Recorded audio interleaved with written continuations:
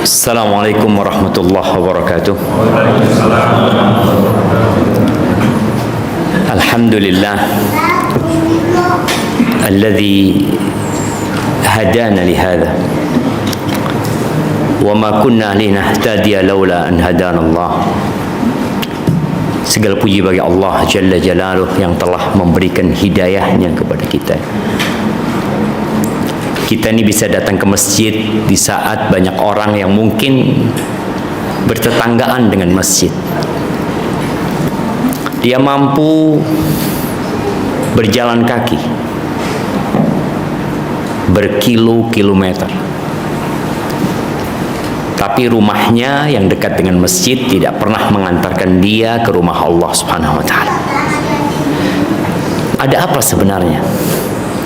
Sebagian mungkin berpikir belum dapat hidayah, tapi ternyata hidayah itu dijemput. Allah Azza wa Jalla mengatakan, walladzina jahadu fina lanahdiyannahum subulan. Dan orang-orang yang bersungguh-sungguh di jalan kami, jalan menuju kepada Allah Azza wa Jalla, kata Allah, pasti kami akan berikan petunjuk kepada mereka.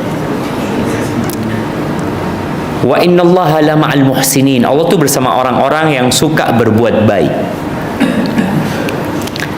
Kenapa Abu Talib, paman Nabi Muhammad SAW, tidak dapat hidayah? Padahal beliau tahu dengan keponakannya sejak kecil. Keponakannya nggak pernah bohong, tidak pernah berdusta, dan dia tahu bahwa Nabi Muhammad SAW adalah utusan Allah. Apa yang menyebabkan Abu Talib tidak mau menerima Islam? Apa jemaah? Nah, kaumnya. Dia kalau sombong enggak sih? Tapi dia fanatik kepada nenek moyangnya. Dia enggak mau dicela. Pada saat Abu Talib diranjang kematian, datanglah Abu Jahal. Kita tahu bagaimana semangatnya orang musyrik untuk berdakwah agar orang itu tidak masuk Islam. Dan sampai hari ini orang-orang non-muslim ya berusaha bagaimana yang tidak Islam itu tidak masuk Islam, dan bagaimana yang ada di Islam itu ragu dengan Islam.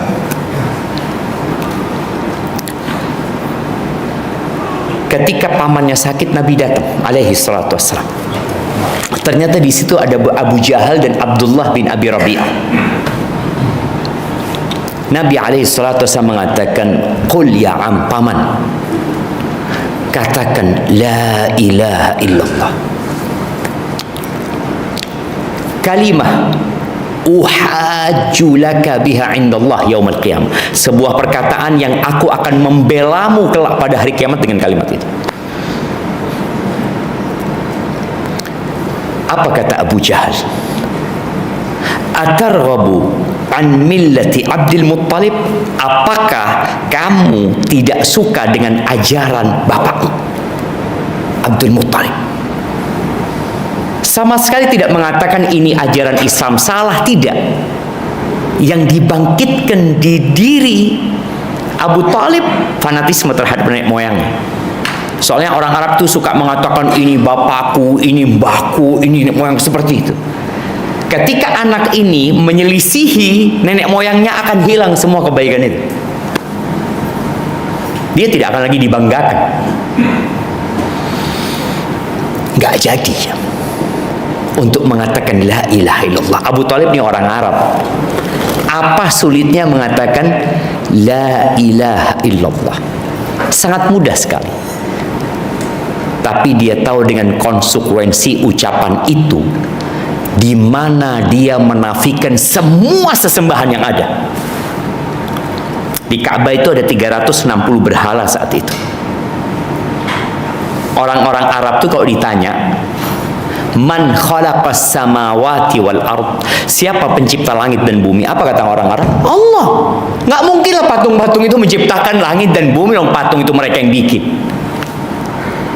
Lalu kenapa patung-patung itu disembah, dipertuhankan? Mereka mengatakan, "Ma na'buduhum illa liyuqarribuna ilallahi zulfa." Kami tidak menyembah mereka, melainkan sekedar perantara agar kami bisa lebih dekat sama Allah SWT.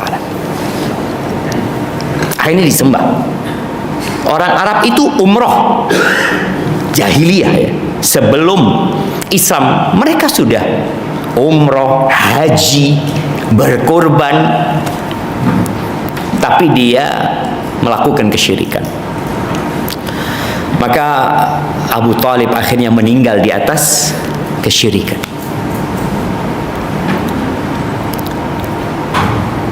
Khalid bin Walid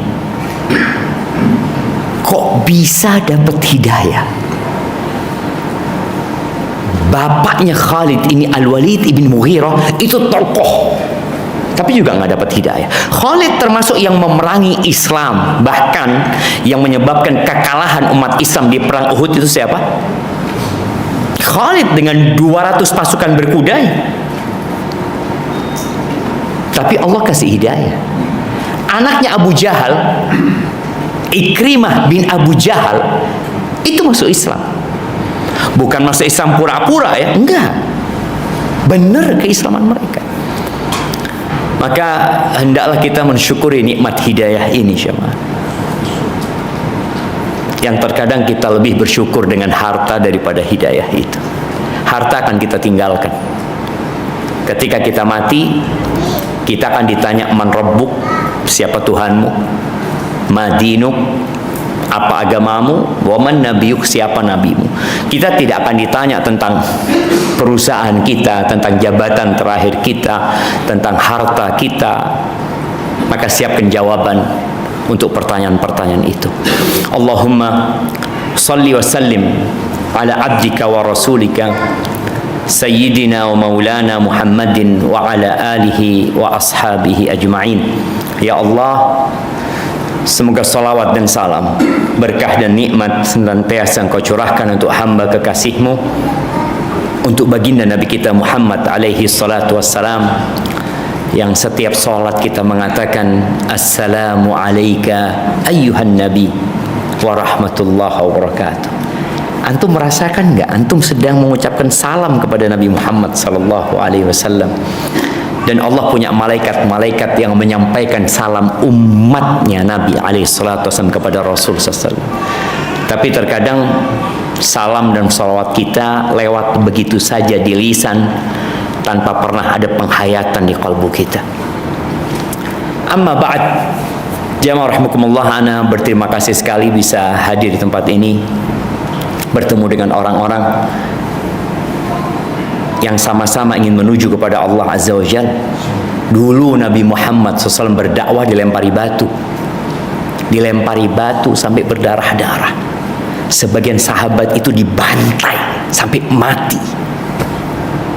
Kita sekarang seperti ini, karpetnya empuk, masya Allah, AC dingin, tapi kadangkala sholat pun nggak sungguh-sungguh. Tanggal berapa hari ini? Tanggal berapa jemaah? Ana izin minum ya. Bismillah.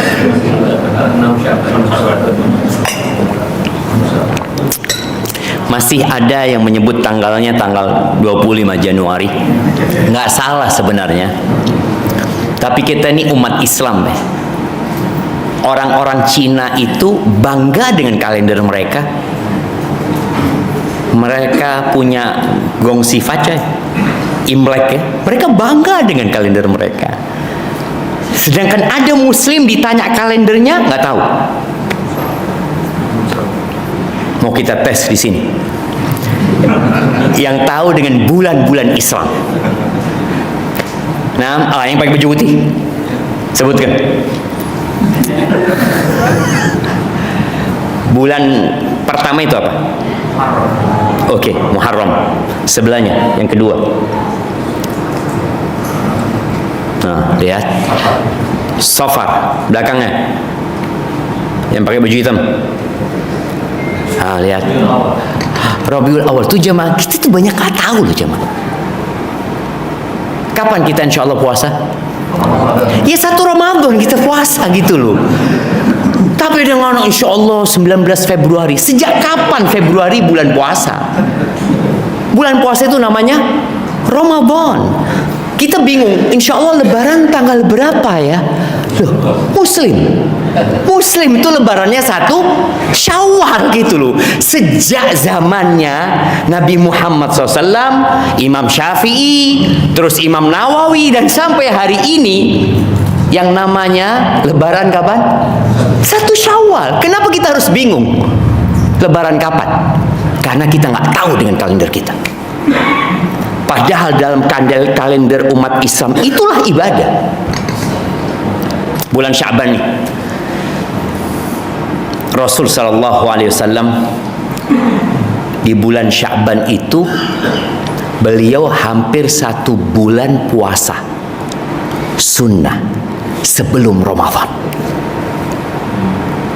Ketika Nabi ditanya alaihi salatu wassalam, kok bisa gitu loh?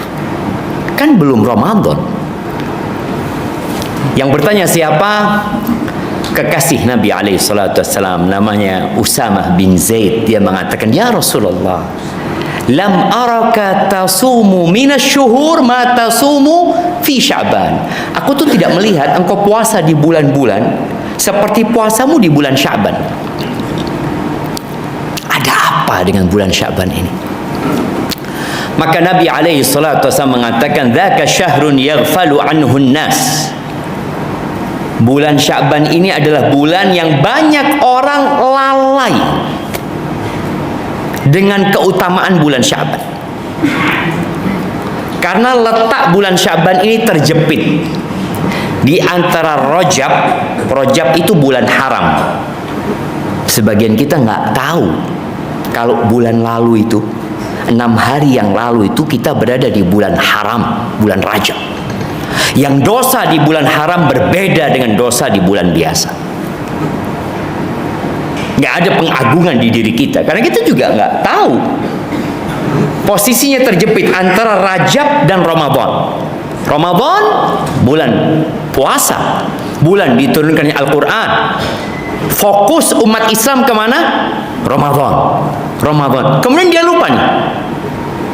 Nabi menyampaikan ini sallallahu alaihi wasallam kepada para sahabat yang mereka tidak pernah kenal dengan yang namanya Januari, Februari, Maret, April. Nggak kenal mereka.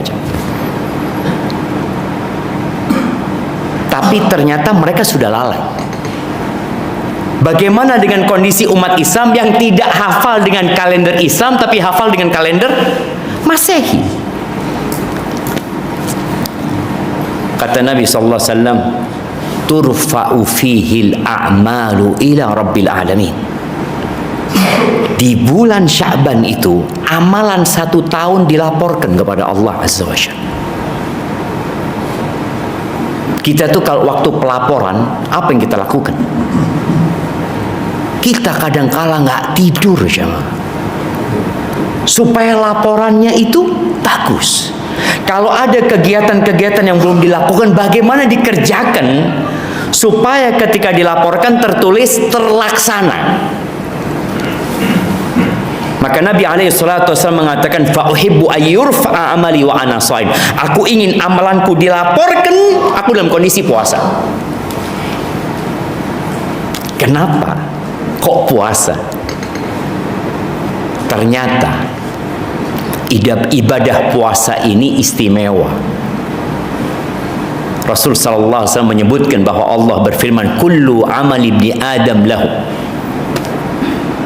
illa shaum. Semua amalan anak Adam itu milik dia. Artinya perhitungannya sudah ditetapkan. Baca Quran 1 huruf 10 kebaikan, udah ada hitungannya. Sedekah 1 juta dilipat gandakan jadi 10 kali lipat, bisa jadi 700 kali lipat. Haji pahalanya jelas, umroh jelas, sholat jelas, illa shaum kata Allah azza wajalla, kecuali puasa. Fa innahu li wa ana ajzi bihi. Itu milikku, kata Allah. Dan aku yang akan kasih pahala. Jadi malaikat nggak tahu ketika mencatat puasanya orang, dicatatnya ya puasa. Pahalanya hanya Allah yang tahu. Yada'u ta'amahu wa syarabahu wa syahwatahu min ajli. Ini orang meninggalkan makan yang halal, minum yang halal, dia tinggalin. Wa syahwatahu, istrinya yang halal dia tinggalin. Karena apa? Karena aku, kata Allah Azza wa Jalla. Maka aku yang akan kasih pahala. Beliau ingin ketika pelaporan itu ada puasa, jamaah. Dan para ulama menyebutkan Rasul sallallahu alaihi wasallam menjadikan bulan Sya'ban ini bulan latihan untuk Ramadan. Persiapan untuk Ramadan. Sebagian kita Ramadannya itu sama kayak tahun lalu, nggak ada bedanya. 10 tahun yang lalu ya kayak gitu. Hari pertama Ramadan, hari pertama puasa, tanggal 1 Ramadan itu biasanya spesial buat apa? Buat taraweh. Karena nih orang nggak pernah sholat malam sepanjang tahun. Yaitu sholat malam pertama dia ya taraweh itu. Berapa hari? 7 hari doang. Habis itu nggak ke masjid lagi gitu. Dia cuma punya itu. Kemudian waktu sahur itu sahur pertama dia. Jadi heboh. Waktu berbuka itu waktu berbuka dia pertama selama 11 bulan. Maka dia heboh. Apa yang akan dia lakukan? Semua takjil dia beli. Di sini apa favoritnya?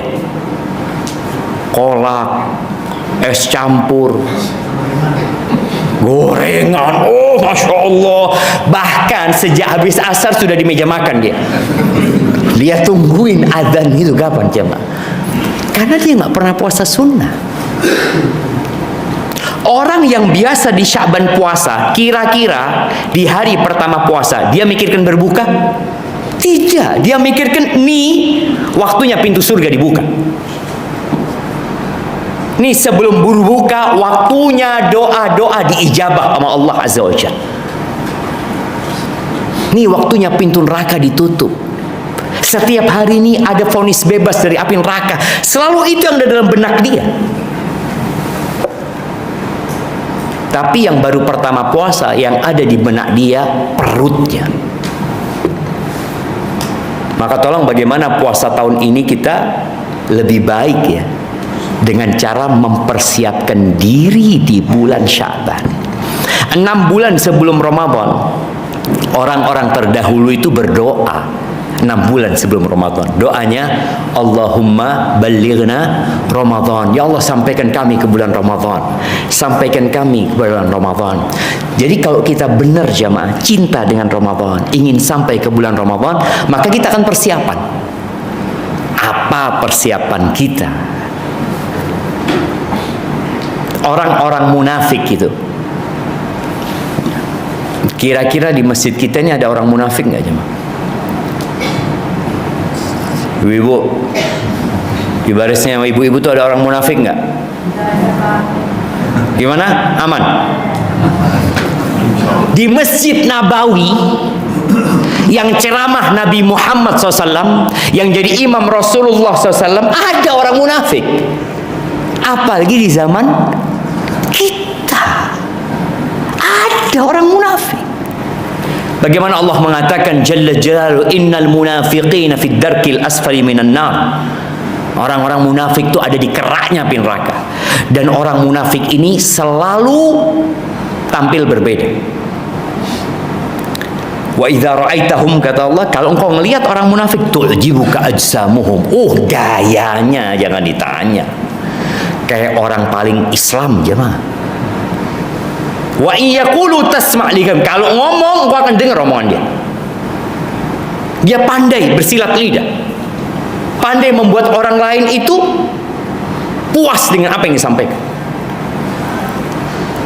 Tapi Allah mendustakan, mereka bohong.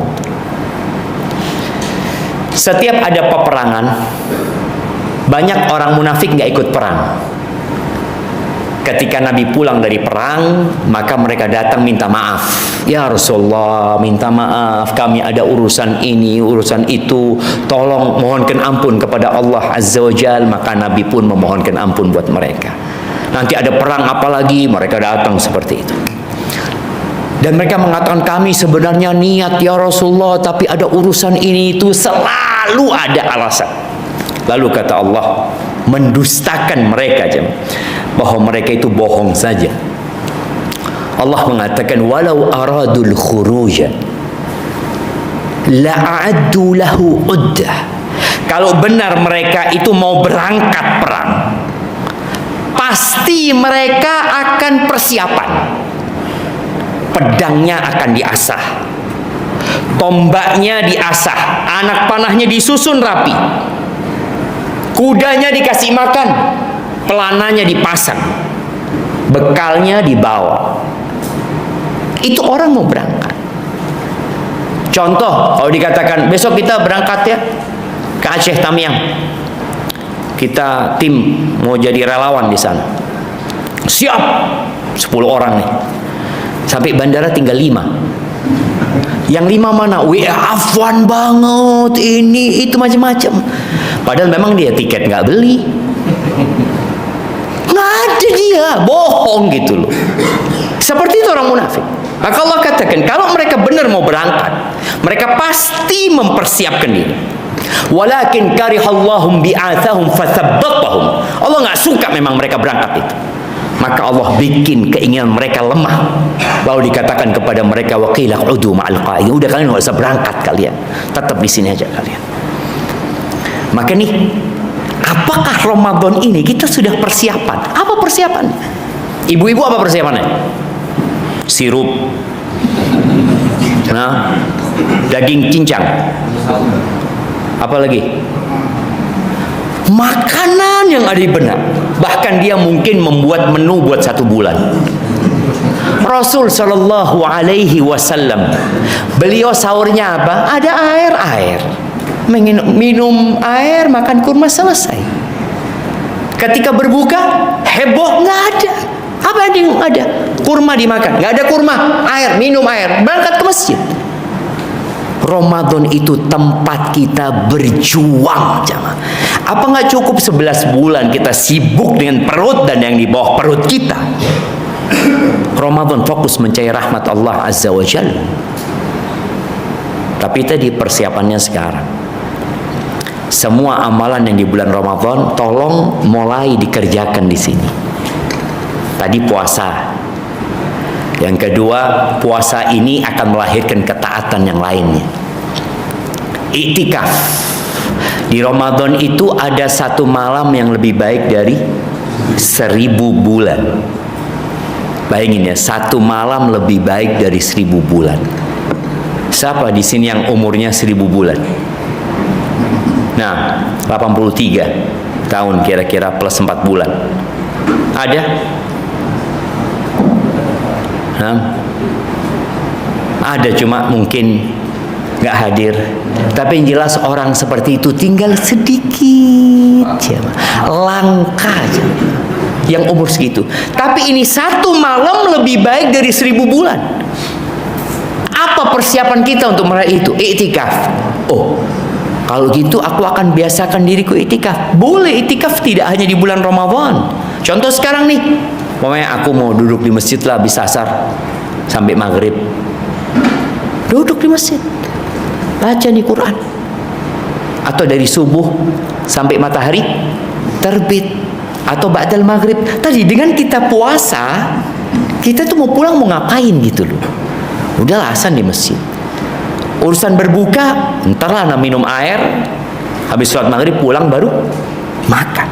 Itu kalau kita terbiasa dengan puasa tadi. Tapi iktikaf. Yang ketiga, sholat malam. Sebagian kita sholat malamnya hanya di bulan Ramadan. Ya tarawih itu, nggak pernah dia punya sholat malam lain. Di bulan Sya'ban usahakan kita mulai. Yang sholatnya biasanya 17 rakaat, di bulan Sya'ban ini jadikan 40 rakaat. Direncanakan. 12 rakaat rawatib, 2 rakaat sebelum subuh, kemudian 4 rakaat sebelum zuhur, 2 rakaat setelah zuhur. Berapa udah? 10. 5 jadi 10. 2. Enggak, 2, habisnya 2. Habis maghrib 2, 10 baru. Habis isya 2, jadi 12 tuh. 12. Salat malamnya 11 rakaat. Dan kalau sebagian kita aneh ini nggak biasa sholat malam, udah sholatnya habis isya, nggak apa-apa jemaah. Jadi sholat malam itu nggak harus sepertiga malam akhir, nggak harus tidur dulu. Mungkin kita dengar tahajud harus tidur dulu, oke, tapi sholat malam nggak harus. Habis isya seperti Ramadan, emangnya kita sholatnya setelah tidur? Enggak, habis isya langsung kita sholat. Dan sepanjang tahun boleh kita lakukan itu. Atau ada orang, anak kayaknya habis maghrib, habis isya anak mau sholat 6 rakaat, 5 rakaatnya nanti sebelum subuh. Berarti dapat berapa? 40. 11 tambah 17 tambah 12, 40. Belum lagi tambah duhanya umpamanya. Tapi direncanakan. Kalau kita nggak punya perencanaan, lewat, kita nggak bisa melakukan evaluasi. Karena kita memang nggak punya rencana. Itu kan sunnah, Ustaz. Loh iya. Kita ini hal-hal yang mubah kita kerjakan. Hal-hal yang nggak berpahala kita kerjakan. Masa hal yang jelas-jelas ada pahalanya, 12 rakaat itu dapat apa kalau kita jaga? Rumah di surga. Rumah jemaah. Di sini tanah berapa per meter? 25 juta jemaah. 1 meter di surga, la maudhi'u sauti ahadikum. Kata Nabi SAW, tempat pecutnya seorang di antara kalian. Dulu orang punya pecut yang ditaruh ya. Dia naik kuda, dia naik onta. Itu tempat yang mungkin cuma 1 meter jemaah. Kata Nabi SAW, khairun minad dunya wa ma fiha. Lebih baik daripada dunia dan isinya. Lebih baik dari semua rumah yang ada di kampung ini. Tapi kita perlu nyicil. Salah satu cicilannya itu 12 rakaat tadi. Itu yang sunnah. Emangnya Ustaz kalau anak cuma sholat 5 waktu nanti di surga nggak punya rumah? Ya tetap punya rumah, tapi mungkin standar rumahnya. Bapak Ibu mau rumah standar apa rumah yang super? Semua kepingin rumah yang super. Tapi kalau untuk urusan akhirat, enggak lah Ustaz, yang penting masuk surga lah Ustaz. Jadi tidak ada semangat gitu loh jamaah. Tolong rencanakan sholat. Kemudian baca Quran. Kita tuh sering mengeluh ya, iman naik turun. Tapi kita nggak pernah baca Quran. Padahal Quran ini sumber yang membuat iman kita jadi kuat. Imam Syafi'i itu di bulan Ramadan hatam 60 kali. Kita sebagian seumur hidup belum 60 kali. Dia kalau hitung seumur hidup dia ya, anak berapa kali ya? Anak baru 40 kali Ramadan. Tiap Ramadan hatam, alhamdulillah. Berarti 40 kali. 40 tahun 40 kali. Imam Syafi'i 1 bulan 60 kali. Kok bisa Ustaz ya? Apa yang nggak bisa kalau Allah berkehendak? Tapi di situ ada latihan jamaah. Makanya orang yang biasa baca Quran 1 juz itu butuh berapa lama? Berapa? Berapa lama 1 juz? Sejam. Itu belum biasa. Itu belum biasa 1 jam. Yang lebih belum biasa sehari nggak 1 juz. Dari pagi sampai sore nggak dapat 1 juz dia. Kita rasakan kadang-kadang sampai malam, loh anak baru dapat 2 halaman. Padahal dari pagi bacanya. Jadi kalau orang biasa mungkin 25 menit 1 juz. Maka kalau ingin membuktikan, kan bisa buktikan syekh-syekh yang jadi imam itu, dia 1 juz bisa dilihat berapa menit kan. Padahal bacaannya sudah enak, bukan yang cepat-cepat, kelihatan berapa menit. Dan kalau antum capek baca, dengerin sambil melihat.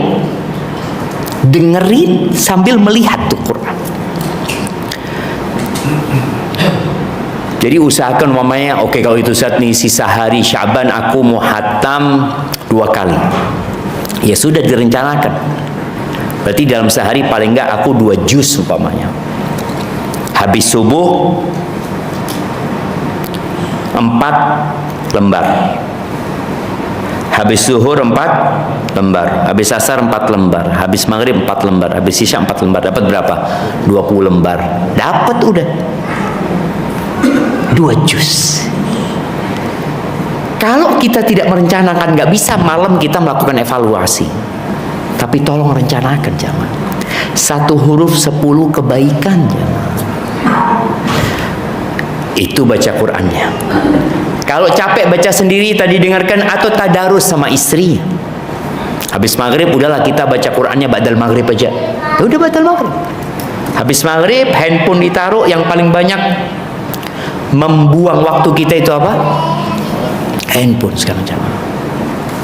Nikmat itu membawa azab kadangkala. Dulu ketika belum ada listrik, kayak kemarin kejadian di Tamiang. Anak kemarin ke Tamiang, ketemu dengan Bapak Mukim di sana, dia cerita bagaimana di malam itu Zat, tidak ada listrik, tidak ada telepon, gelap gulita selama 3 hari 3 malam. Dia cerita dengan air yang tinggi. Kita hanya ingat sama Allah Ustaz. Kita tahu kalau kita ini nggak punya apa-apa. Kalau punya emas 2 ton, nggak ada gunanya Ustaz. Nggak ada. Maka akhirnya dia ingatnya sama Allah saja jemaah.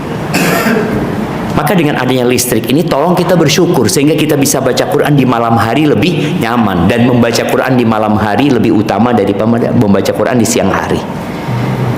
Membaca Quran di malam hari. Maka usahakan malam itu ada waktu untuk baca Quran. Kemudian perbanyak istighfar. Rencana-rencana itu tidak akan jalan apabila motor penggeraknya rusak. Motor penggeraknya itu hati. Yang kata Nabi SAW, di tubuh kita itu ada 1 organ, kalau dia baik semuanya jadi baik. Tapi kalau dia rusak, rusak semua. Apa? Jantung.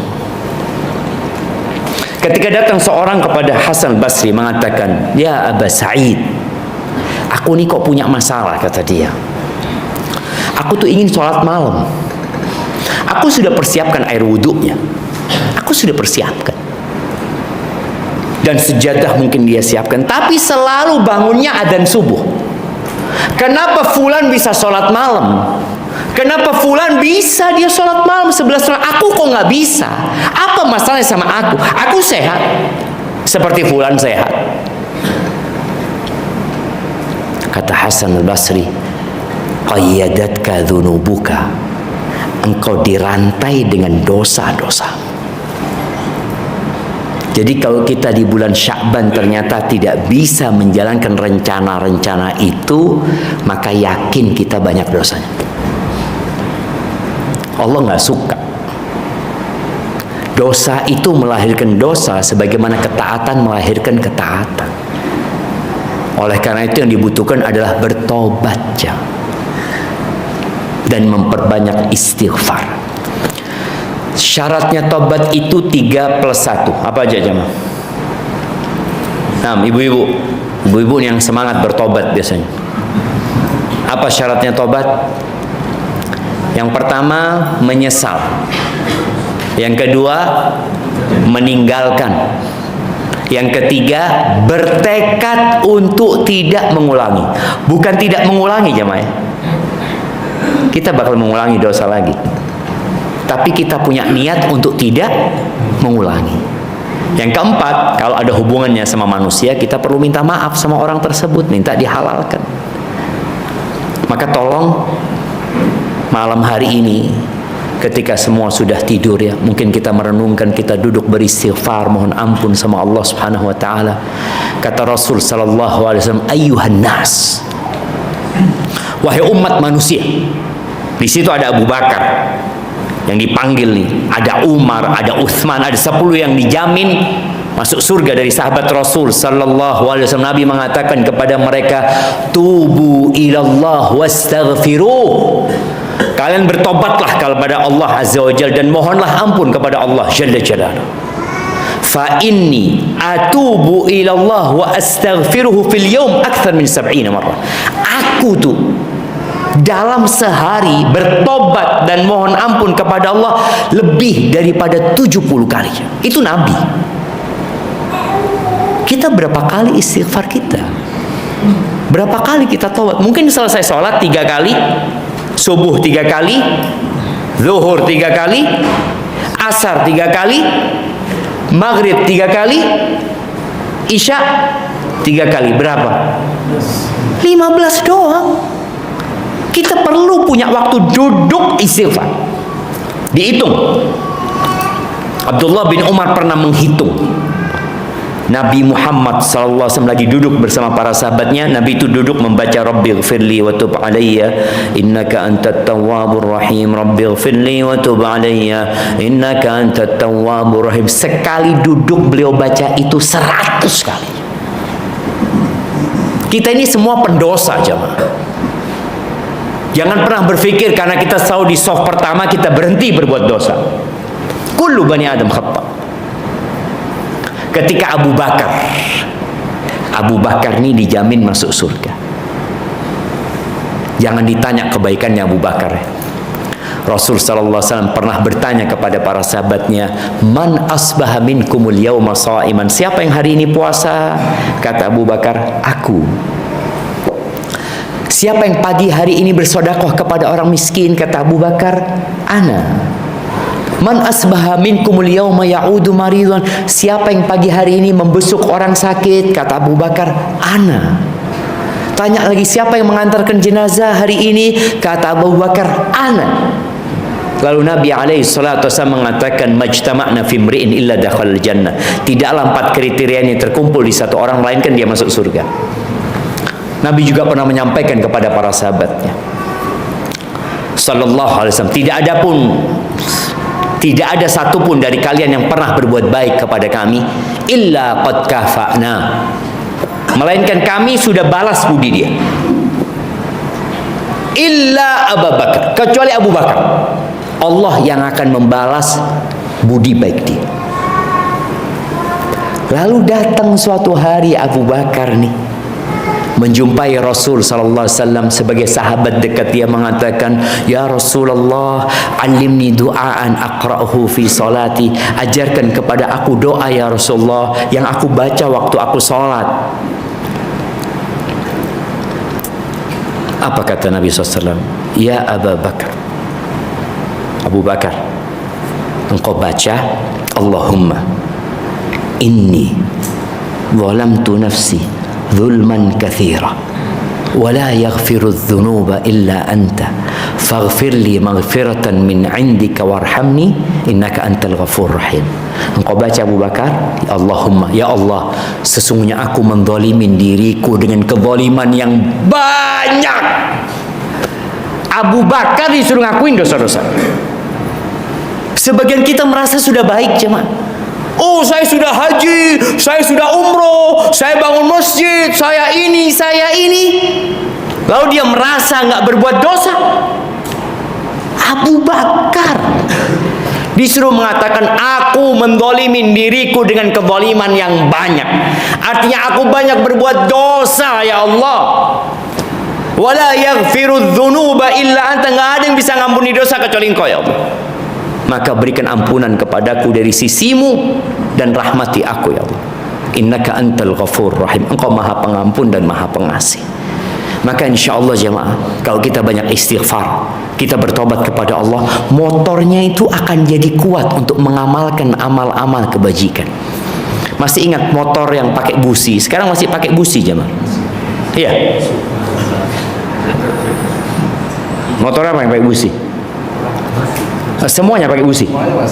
Oh, oke. Dulu kita biasanya motor tuh kalau di starter nggak mau, apa yang kita lakukan? Businya kita buka aja mah, kita gosok dulu ya, kita pasang lagi, kita starter lagi. Kadangkala jantung kita seperti itu, harus dilepas, harus digosok, dipasang lagi, insya Allah bisa jalan. Tapi kalau kotor, biasanya di tengah jalan berhenti lagi ya Pak. Berarti kita harus istighfar lagi, kita harus mohon ampun lagi. Itu jamaah yang dapat Anda sampaikan. Semoga yang sedikit ini bermanfaat buat kita semua dalam menyambut bulan Ramadan. Banyak-banyak berdoa semoga Allah menyampaikan kita ke bulan Ramadan. Semoga kita bisa qiyamul lail, kita bisa puasa, kita bisa dapat malam yang lebih baik dari 1000 bulan. Yang benar dari Allah Azza wa Jalla, yang salah dari diri Anda sendiri. Allah dan Rasulullah terbebaskan dari kesalahan itu. Ini habis ini ada acara makan ya. Soalnya Anda lihat tadi mobil bawa makanan gitu kan. Buat Ustadz kayaknya bukan. Jazakallah khair. Anda kembalikan ke siapa nih jamaah? Baik, silahkan kalau ada yang ingin ditanyakan, mungkin 2-3 pertanyaan. Bismillah.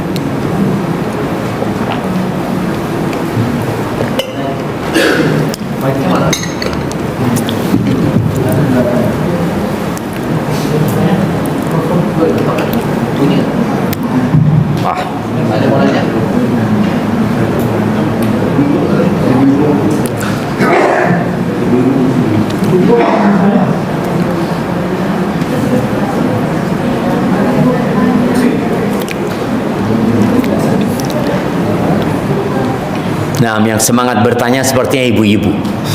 Karena bapak-bapak merasa ya kalau ibunya baik, insya Allah kita masuk surga lah Ustaz.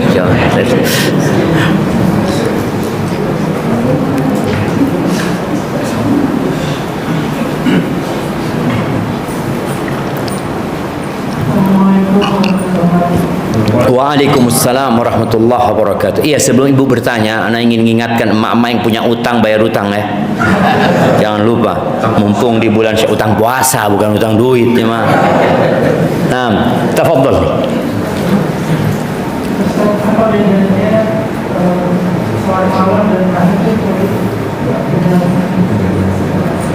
Masya Allah, barakallah fiik.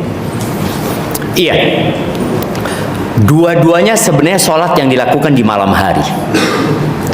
Allah mengatakan wa minal laili fatahajjad bihi nafilatan lak. Dari malam hari engkau bangunlah bertahajud mendekatkan diri kepada Allah Subhanahu wa taala. Maka di sini sebagian ulama mengatakan tahajud itu harus tidur dulu.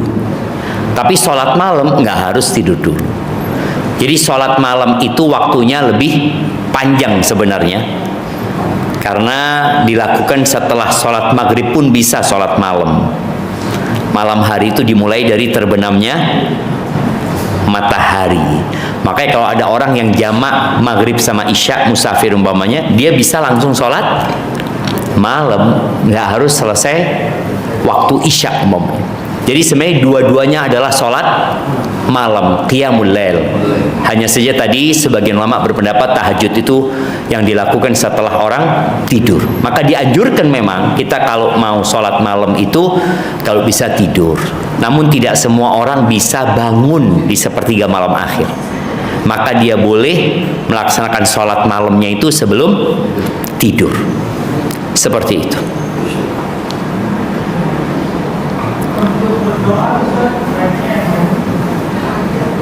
Untuk berdoa sebaiknya waktunya yang ditanyakan atau apanya? Iya, kalau bicara waktu yang paling mulia, subhanallah jemaah, dari 24 jam waktu kita itu semua kita bisa berdoa kapan saja. Tapi ternyata waktu yang paling spesial itu adalah sepertiga malam akhir. Jadi sepertiga malam akhir itu menghitungnya dari terbenamnya matahari sampai terbitnya fajar. Sekarang matahari terbenam jam berapa? Jam 6. 18.20. Subuh 4.20. Oke. Berarti 4.30. Setengah 5. Masya Allah. Ini daerah mana? Indonesia juga masih. Iya, kita soalnya di Jember jam 4 ya, jam 4:02 Pak. Iya, berarti tadi kalau jam 6.20, jam 6.20, jam 4.30, tengah malamnya jam berapa berarti? Tengah malamnya jam berapa? Jam 12? Enggak lah, kok bisa jam 12 tengah malamnya? Kan tadi dibagi 2. Jam 11-an kan? Iya, jam 11-an itu tengah malam sudah hitungannya. Nah, nanti sepertiganya dihitung lagi. Nah, sepertiga malam akhir itulah waktu yang paling mustajab. Ketika Allah turun ke langit dunia, lalu mengatakan, hal min sa'il. Apakah ada orang yang meminta, aku kasih, kata Allah. Apakah ada orang yang mau berdoa, aku kabulkan. Hal min mustaghfir. Apakah ada orang yang mau istighfar, aku ampuni dosanya. Maka penghuni surga itu, ketika di dunia Allah mengatakan kanu qalilan minal laili ma yahjaun. Penghuni surga itu sedikit tidur malamnya. Wabil ashari hum yastaghfirun. Di waktu sahur apa yang mereka lakukan? Istighfar. Jadi kalau kita sudah sholat malam, bayangin ya, orang habis sholat malam disuruh istighfar. Iya, supaya kita nggak ujub jemaah. Nggak merasa kita sudah baik. Wah, sholat 11 rakaat kita ini banyak dosanya. Dan nggak ada yang masuk surga dengan amalannya. Yang ada masuk surga dengan rahmat Allah Azza wa Jalla.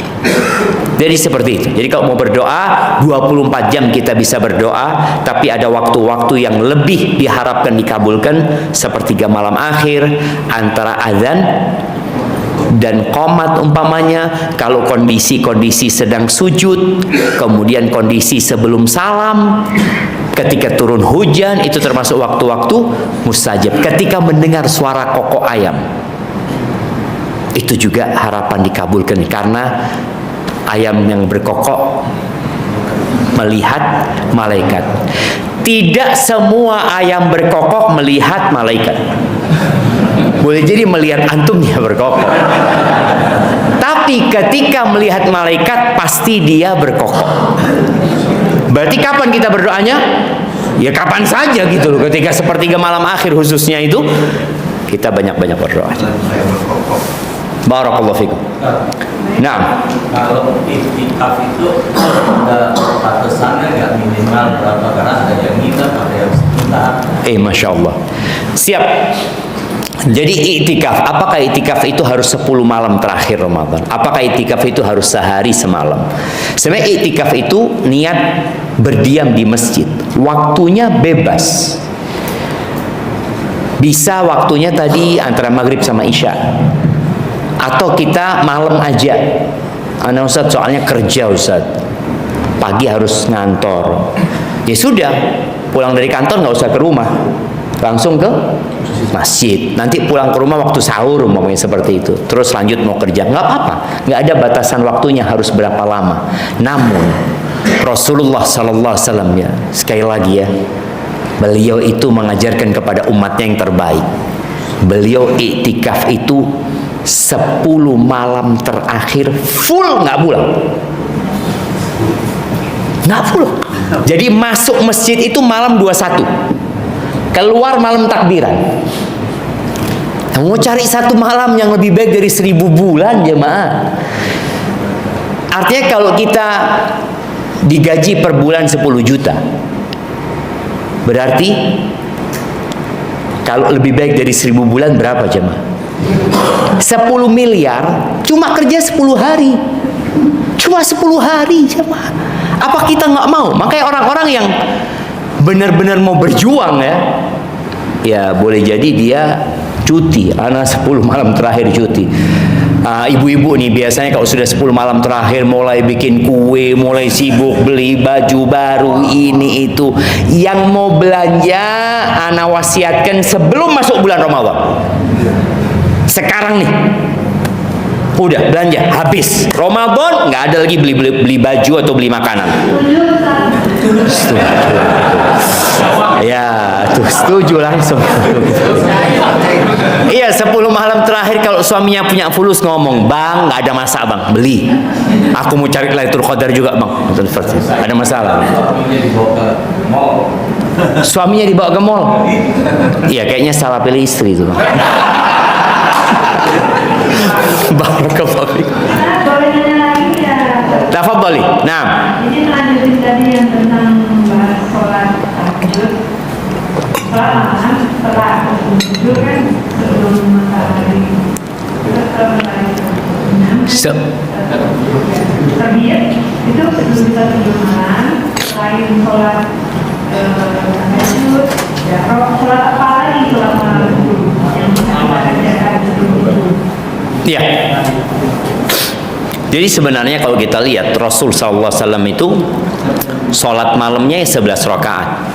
Tapi beliau pernah ditanya. Maka di sini kita lihat ada khilaf di antara para ulama. Apakah boleh menambah dari 11 rakaat? Pendapat jumhur ulama boleh. Memang Nabi SAW tidak pernah lebih dari 11 rakaat. Namun ketika beliau SAW ditanya kaifa sholatul lail, bagaimana sholat malam, beliau mengatakan sholatul lail mathna mathna, sholat malam tuh dua-dua.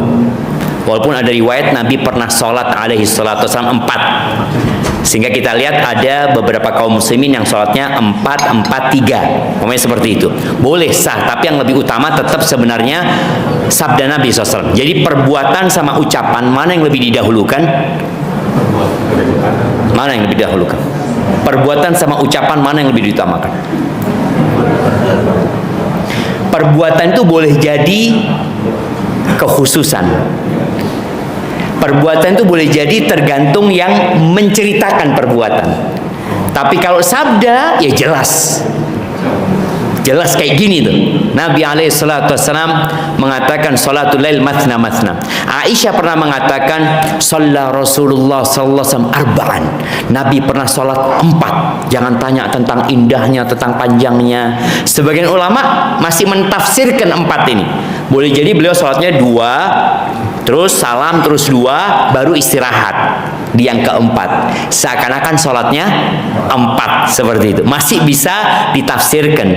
Tapi kalau sabda Nabi SAW jelas mengatakan sholat malam 2-2. Fa'idha khasyital fajrah, kalau engkau takut masuk waktu fajar, fa'autir biwahidah, maka tutuplah dengan witir 1 rakaat. Hadis inilah yang digunakan oleh jumhur ulama bahwa sholat malam itu boleh berapapun. Hitungannya tetap sholat malam. Ada sebagian kita mungkin yang menjadikan sholat malam itu macam-macam. Dia tambah sholat taubat umpamanya. Wallahu a'lam bishawab ya. Sholat taubat ini sebenarnya dilakukan tatkala seorang itu habis berbuat dosa, kemudian dia menyesali dan dia tidak ingin mengulangi. Sholat taubatnya itu ya saat itu. Selama waktunya bukan waktu terlarang sholat sunnah, sholat.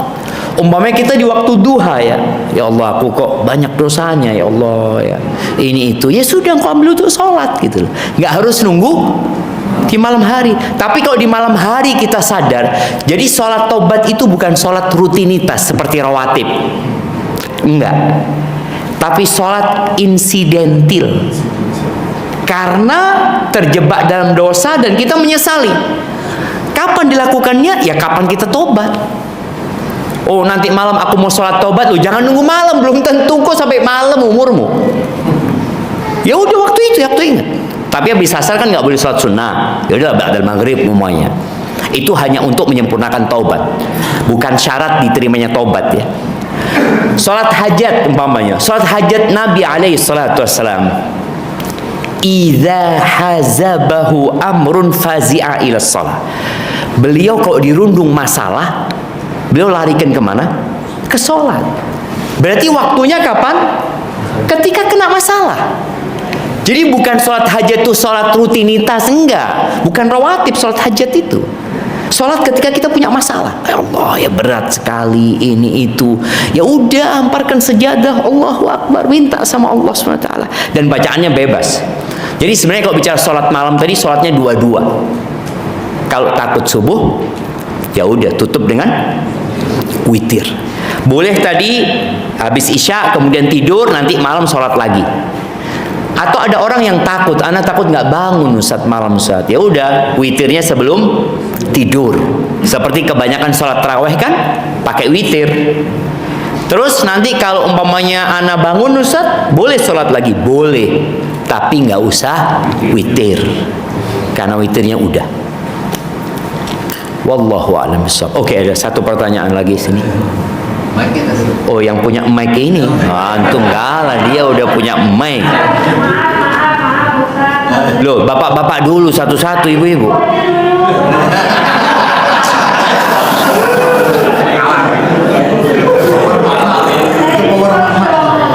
Nah, tafadhali. Monggo.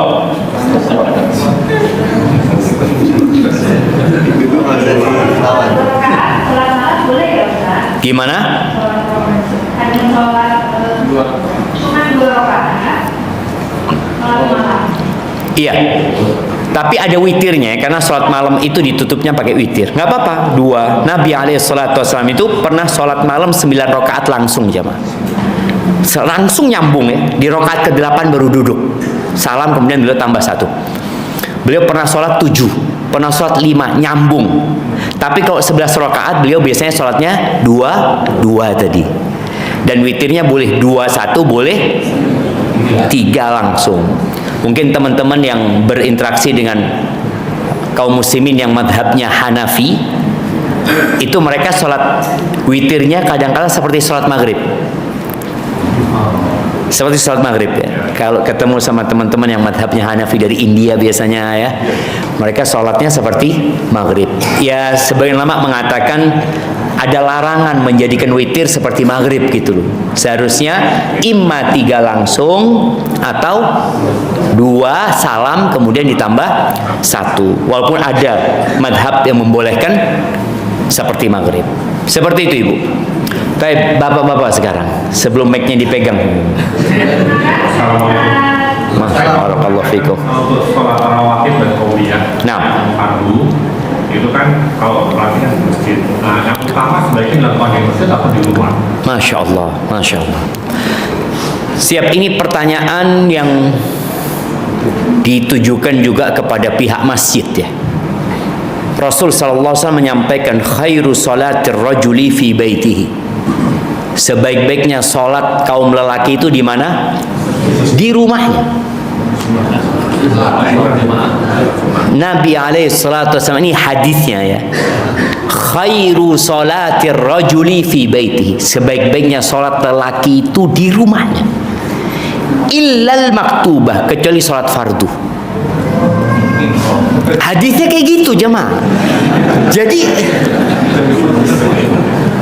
itu orang kadang-kadang kalau diputus di situ, wah itu qala Rasulullah sallallahu alaihi wasallam. Salatnya hadisnya ada tambahannya, kecuali salat fardu itu di masjid. Maka bapak-bapak ini usahakan salat sunnahnya semua di rumah. Nah, perlu koordinasi sama masjid. Qomatnya jangan cepet-cepet. Iya, gimana kita mau qobliyah baru Allahu Akbar di rumah, qomat masjidnya seperti itu. Di sini antara adzan duhur sama qomat berapa menit? 10. Cukup kalau orang jalan dari rumahnya? Kurang. Kalau naik motor cukup.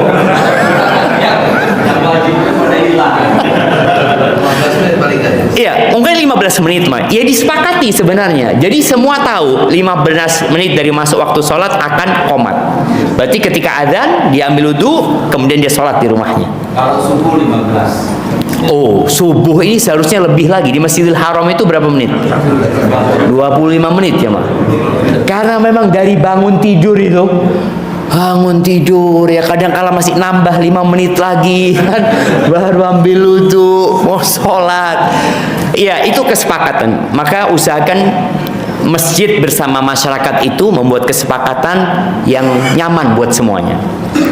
Kalau maghrib aman karena rawatibnya ba'da maghrib, ba'diyah kan. Isya juga rawatibnya ba'diyah. Tapi yang ada qobliyahnya itu sebenarnya zuhur sama subuh aja. Itu yang apalagi 4 rakaat kan, harus lebih, oh iya lebih panjang lagi.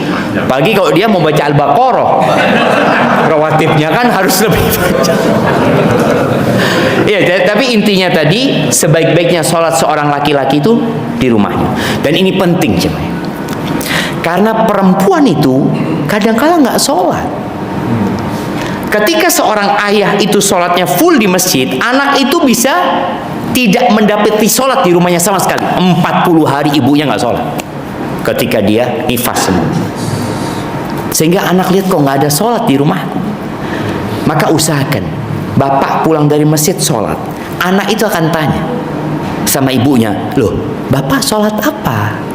Oh sholat ba'diyah. Mulai dia terdidik, oh ada sholat sunnah, dia akan ikut. Insya Allah rumah kita pun jadi cahaya ya, rumah kita pun jadi bercahaya insya Allah. Kalau ada konsekuensi, kalau kita misalnya fajar di rumah, waktunya subuh ya, konsekuensinya kita nggak dapat saf di depan gitu aja. Lebih utama mana, di safnya atau kita kaitan dari orang juga mau nunggu azan di masjid daripada saf pertama. Iya, jadi sebenarnya kalau kita lihat ada keutamaan tempat, ada keutamaan ibadah itu sendiri. Jadi yang lebih diutamakan itu inti dari ibadah itu sendiri, sebenarnya kekhusyuannya. Tapi kalau tadi umpamanya anak kepingin dapat soft pertama dan tetap dapat qobliyah, ya mungkin nggak masalah. Kalau memang harus berlomba-lomba mendapatkan soft pertama di masjid seperti itu. Tapi insya Allah kalau semuanya berlomba-lomba sholat di rumah, insya Allah masih bisa gitu. Tapi kalau semuanya nunggu adzan di masjid, ya habis lah seperti itu. Atau cari masjid yang show pertamanya panjang. Kan ada masjid itu, masya Allah, masjid itu selalu show pertama dia jamaah. Karena memang nggak ada lagi show kedua gitu loh. Jamaahnya cuma di show pertama. Seperti itu. Barakallah. Pertanyaan terakhir, oke. Wah. Iya silakan ibu-ibu. Nah, ibu-ibu dulu. Nah. Assalamualaikum warahmatullahi wabarakatuh. Waalaikumsalam warahmatullahi wabarakatuh. Izin Ustaz untuk menanyakan hal doa dalam sholat. Yang pertama, apakah saat doa dalam sholat itu boleh menggunakan bahasa Indonesia? Intinya saat sujud, saat sebelum salam, apakah boleh menggunakan bahasa Indonesia?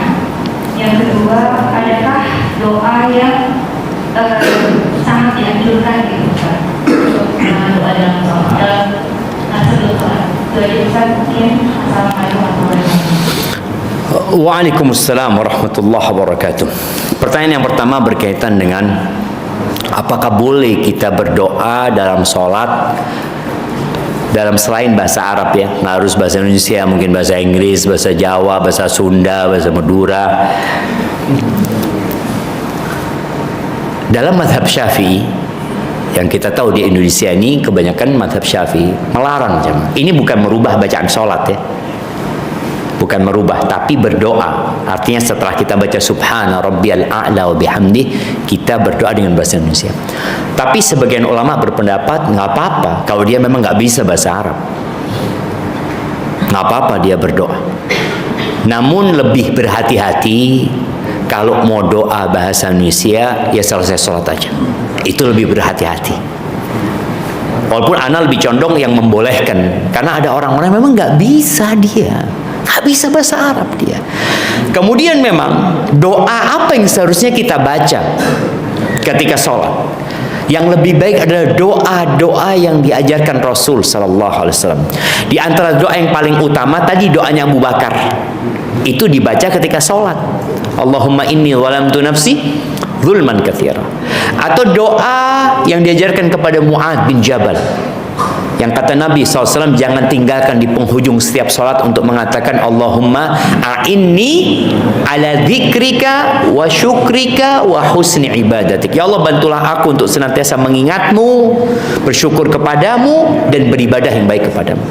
Atau doa lagi, Allahumma inni a'udzubika min adzabi jahannam wa min adzabil qabr wa min fitnatil mahya wal mamat wa min syarri fitnatil masih dajjal. Doa-doa yang lainnya nggak apa-apa. Usahakan doa yang diajarkan Nabi Muhammad SAW. Kenapa? Karena Nabi alaihi salatu wassalam itu dikaruniai Allah jawami'ul kalim. Artinya jawami'ul kalim itu kata-kata yang singkat tapi maknanya luas. Kita kadangkala 5 menit berdoa yang diminta cuma satu. Ini ya Allah, ini ya Allah. Mintanya terakhir cuma satu. Nabi SAW berdoa, contoh nih ya. Beliau mengatakan, Allahumma inni as'aluka minal khairi kullihi ajilihi wa ajilihi ma alimtu minhu ma lam a'lam. Ya Allah, aku memohon kepadamu semua kebaikan yang segera dan yang tunda, yang aku tahu, yang aku nggak tahu. Udah semuanya pokoknya. Ini kan jawami'ul kalim. Makanya kita kalau waktunya pendek, usahakan doanya yang mencakup seperti itu. Atau kalau kita, ya Allah Ustaz, anak bingung Ustaz, terlalu banyak permintaan. Ya udah, Rabbana atina fid dunya hasanah wa fil akhirati hasanah wa qina adzabannar. Insyaallah masuk semuanya di sana. Jadi seperti itu. Wallahu a'lam bishawab. Oke, ini benar-benar pertanyaan terakhir ya. Ibu-ibu, mic-nya dimatikan. Nah.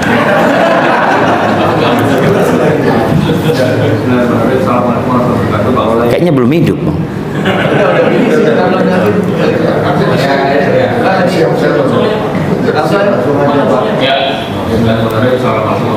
Waalaikumsalam warahmatullahi wabarakatuh.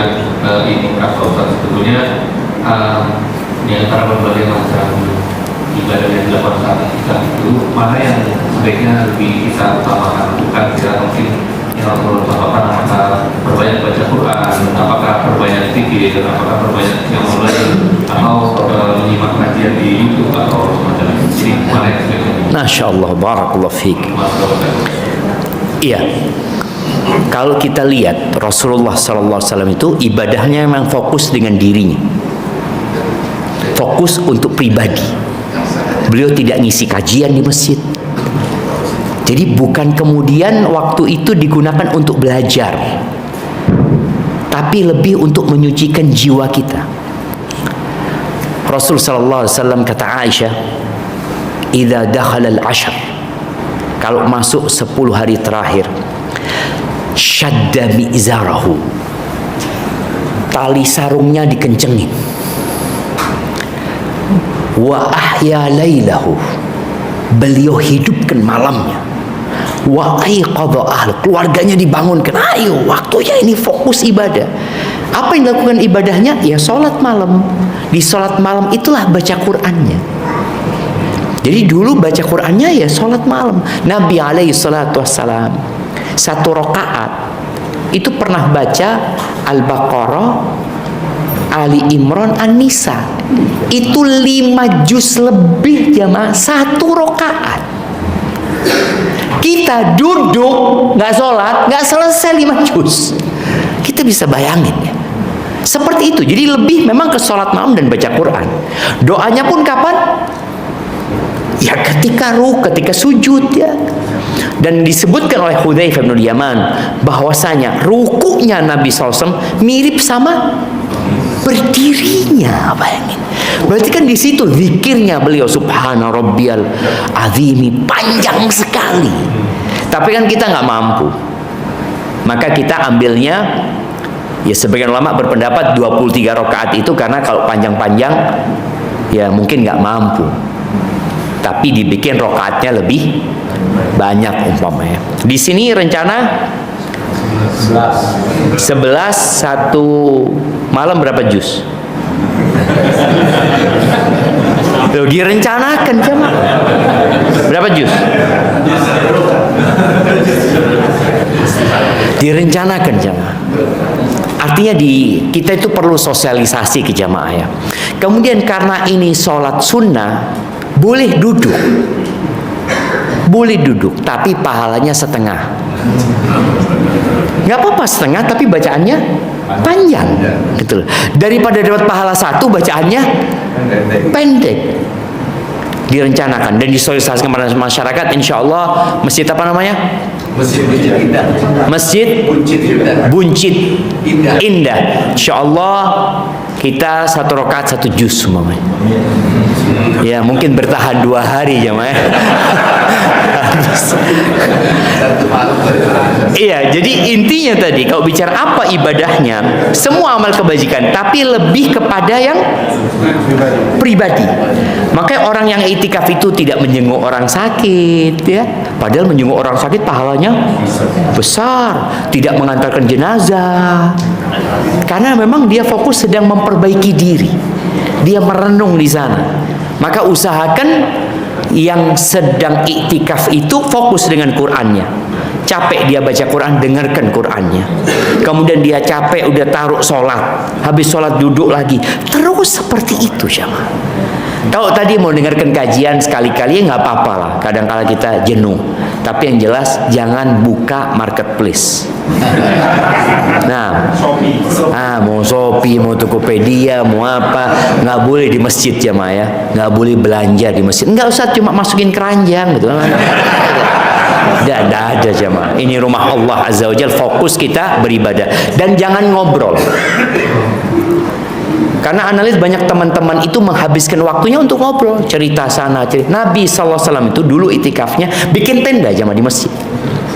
Apalagi di Masjid Nabawi dulu kan luas dan pakai tanah ya. Lalu sebagian tempatnya terbuka. Beliau masuk ke dalam tenda itu nggak diganggu sama sahabat. Tapi kalau di luar, ustadz umpamanya, kalau itikaf di luar, datang orang tanya, nggak itikaf ustadznya, isi kajian akhirnya. Daripada tanya-tanya, udah kita bikin kajian. Seperti. Maka tadi usahakan memang fokus tempatnya masing-masing. Di pojok situ, dan memang kalau tertutup tempatnya, orang nggak tahu kita sedang melakukan apa. Kita sedang tidur juga nggak tahu kan. Kita sedang menangis juga nggak tahu dia seperti itu. Mungkin sekiranya seperti itu. Jadi perbanyaklah zikir, perbanyak istighfar. Apalagi di 10 hari terakhir perbanyak doa. Allahumma innaka afuun tuhibbul afwa fa'fu anni. Barakallahu fiik. Itu yang dapat Anda sampaikan jamaah. Kurang lebihnya mohon maaf. Yang benar dari Allah Azza wa Jalla, yang salah dari diri Anda pribadi. Allah dan Rasulnya terbebaskan dari kesalahan itu.